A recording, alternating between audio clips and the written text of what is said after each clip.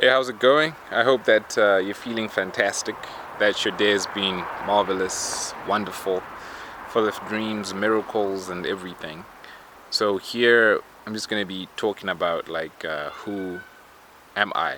This is like knowledge of self, the understanding of who you are is you understanding what happened in the split second when you became yourself. Like all of the things that you battle or that you face, all of the things that are challenging you in your life are things that are pointing you to self-awareness and self-knowledge.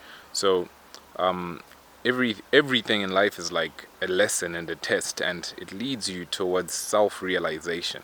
This is what everything is there for. So knowing yourself is why you are here. So who am I is a fundamental question that everyone asks, and who I am is actually Jerry Caius, and I am the second child in a family of four. And I've always loved words, how they construct life, and I started using words in poetry, in music, and in lyrics, and started trying to find more and more about words, because when you read John, in John it says that in the beginning was the Word. So when you understand these words, you understand the beginnings, you go back to Genesis, to the genes, to the generations. And when you understand that in the beginning was the Word, you understand that everything that was created through the words, because everything created used these words. So understanding the words is understanding yourself, understanding what your name means, understanding when you were born, right? Understanding all of these aspects is important. For example, when Jesus was born, there were these wise people who came to him with all of these frankincense, myrrh, and gold, and silver, and all of the different gifts. And they gave these gifts to him because they were able to identify his birth through looking at the stars. So something happens when someone is born, that the stars will say something about you. So for example, like a person like me is like, I'm a Scorpio who is an Aries, like Scorpio sun, Aries moon. So Scorpio is water, Aries is fire. So I'm full of like water and fire. So water is like intangible. Fire is also intangible. Fire burns, and fire burns through things, so you're able to see through things. This is what the fire does. But water and fire creates mist or steam. So a person who has like this type of constellation is probably a person who has uh, a lot of mystery, mystique, all of these things, or a person who's interested in that, because Scorpio likes to find out a lot of things. Scorpios lone, they're like lone predators. Scorpio is also the eagle. So when you look at the knowledge of self, like who are you, you're looking at the four facets of the four angels that have the four faces that are beneath the throne of God.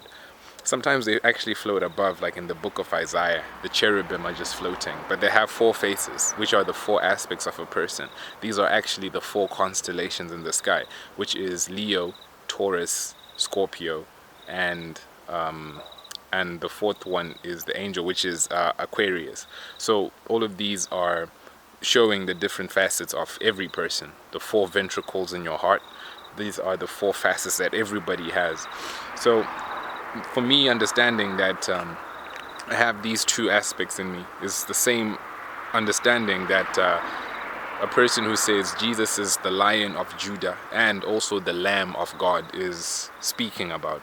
When you're speaking about the Lion of Judah, you're actually talking about the Leo, the lion.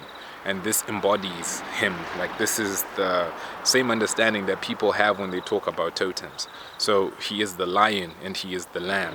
So this is how you'd understand yourself as being something like you're a scorpion and you're a ram, you know.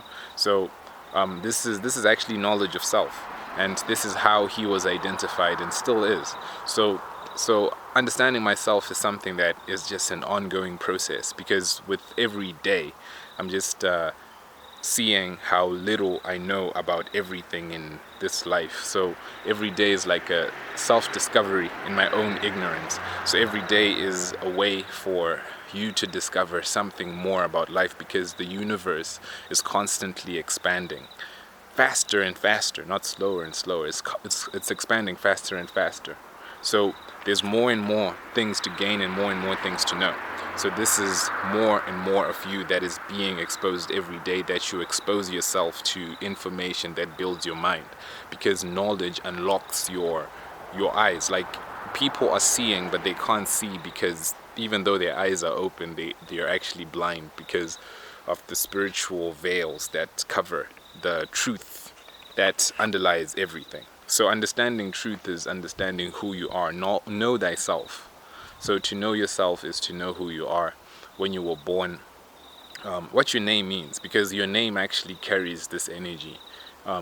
Your name is the first word that calls you. Like, this is what you hear the most, and this is just what you experience as your reality. Because when if someone starts calling you a problem, you're going to be perceived as a problem, because that is what you are named and that is what you're called, and that's what you actually answer to.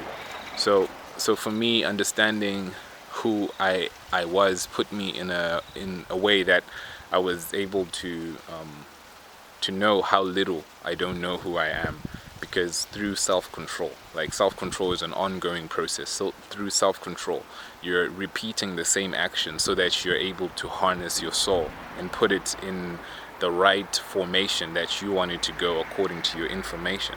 So when you understand that you don't really understand yourself, because self-control is so difficult to master and achieve. This is a discipline that takes years, and this discipline is this knowledge of who you are. Because once you're able to understand self-control, what you're doing is understanding the things that make you tick, the things that make you talk, and all of these things that hold you back, the things that inhibit you, and the things that you should use as strengths, even if they're weaknesses.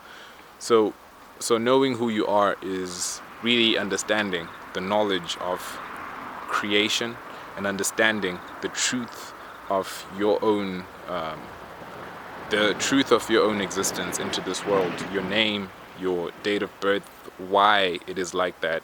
And knowing yourself is an ongoing process. Like, it's not like a one-day thing, like you just don't flip a coin and you suddenly know yourself, but it's all about how you regulate yourself. Know yourself is to have self-control.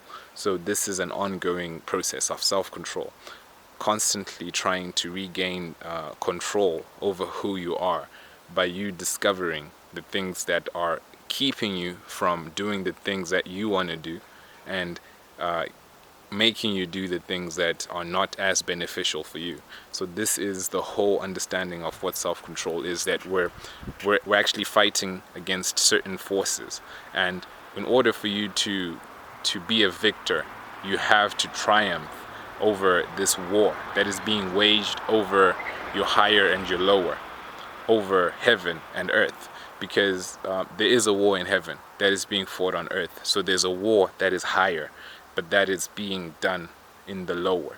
So everything happening in the lower is actually a battle. So this battle is your own understanding of your inner being, your inner core, your inner person. And this is the knowledge of who you are. When Jesus went into the wilderness, he was tempted so that he could know who he is. So you're going to be tempted so that you can know who you are. So it's all about your mind and the heights versus the lows. And at the end of the day, just know yourself and you'll be able to master yourself.